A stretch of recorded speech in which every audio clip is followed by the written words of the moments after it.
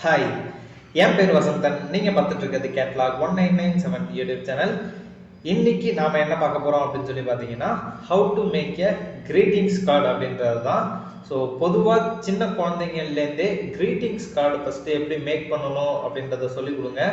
இதை paper craft அப்படின்னு சொல்லுவாங்க. ஸோ நிறைய சேனல்ஸில் இருக்கும். அதை மாதிரி இன்னைக்கு நம்ம சேனலில் இந்த டிசைனில் இருக்கக்கூடிய கிரீட்டிங்ஸ் கார்டை தான் மேக் பண்ண போகிறோம்.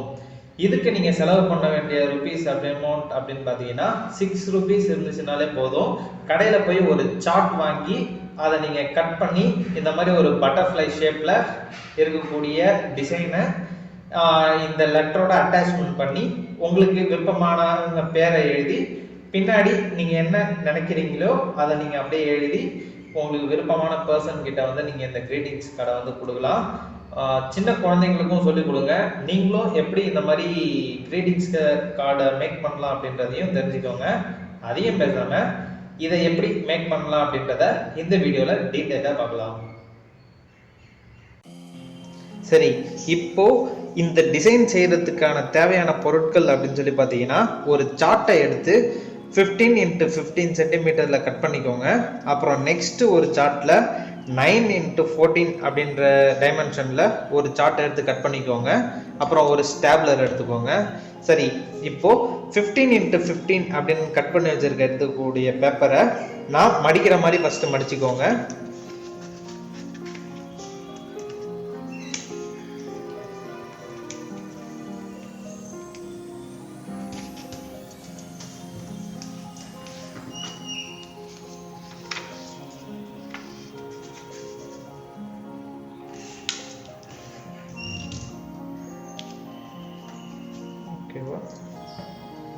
அடுத்து கிராஸா எடுத்து மடிச்சுக்கோங்க.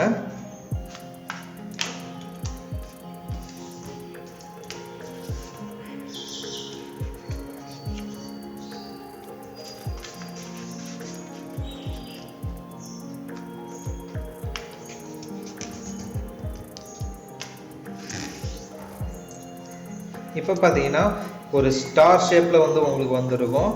இதை அப்படியே திருப்பி இந்த ரெண்டு கிராஸ் ஆங்கிள்ஸ் இருக்கு தெரியுமா, அந்த கிராஸ் ஆங்கிள்ஸை உள் பக்கமாக மடித்து மற்ற ரெண்டு சைட்ஸையும் இப்படி ட்ரையாங்கிள் ஷேப்பில் வந்து மடித்து எடுத்துக்கோங்க. மடிச்சிங்க அப்படின்னா உங்களுக்கு இப்படி தான் இருக்கும். சரி, அடுத்து இதை அப்படியே வச்சுக்கிட்டு ரைட் ஹேண்ட் சைடை ஃபோல்ட் பண்ணிக்கோங்க.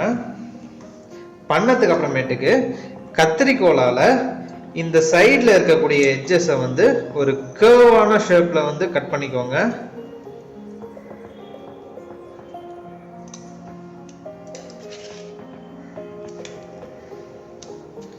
ஓகே, எடுத்தது அப்புறமேட்டுக்கு இந்த பார்த்தீங்கன்னா இங்கே ஒரு கர்வான ஷேப், இங்கே ஒரு கர்வான ஷேப் இருக்கும். இதுக்கப்புறமேட்டுக்கு இதை ஒரு ஆப்போசிட் சைடு இந்த மாதிரி ஃபுல்லாக மடிச்சிடக்கூடாது. ஆல்ரெடி ஒரு ஃபோல்ட் பண்ண இது இருக்கும், அதை கூட சேர்த்து ஃபுல்லாக ஃபோல்ட் பண்ணிடாதீங்க.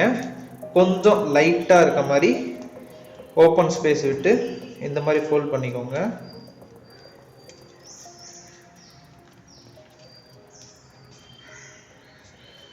ஃபோல்டு பண்ணது அப்புறமேட்டுக்கு பார்த்தீங்க அப்படின்னா மேலே இருக்கக்கூடிய இந்த ட்ரையாங்கிளை எடுத்து டவுன்வர்ட்ஸாக ஃபோல்டு பண்ணி கொஞ்சமாக இந்த இடத்துக்கு ஸ்பேஸ் விட்டு இதை அப்படியே மடித்து வச்சுக்கோங்க. மடித்தது அப்புறமேட்டுக்கு இதை அப்படியே ஃபோல்டு பண்ணி வச்சுக்கோங்க.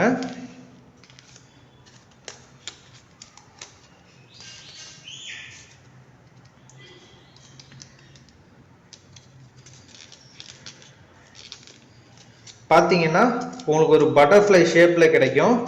இதை ஆல்ரெடி நம்ம கட் பண்ணி வச்சிருக்க 9 x 14 டைமென்ஷனில் இருக்கக்கூடிய பேப்பர் ஷீட்டை சார்ட்டில் ஒரு உங்களுக்கு தேவையான கார்னரை சூஸ் பண்ணிக்கிட்டு ஸ்டாப்லர் எடுத்து இந்த ஃபோல்டு பண்ணியிருக்கோம் தெரியுமா, இந்த டிப்பையும் இதையும் கரெக்டாக மேட்ச் ஆகிற மாதிரி ஒரு ஸ்டாப்லர் பின் வந்து அடிச்சிருங்க.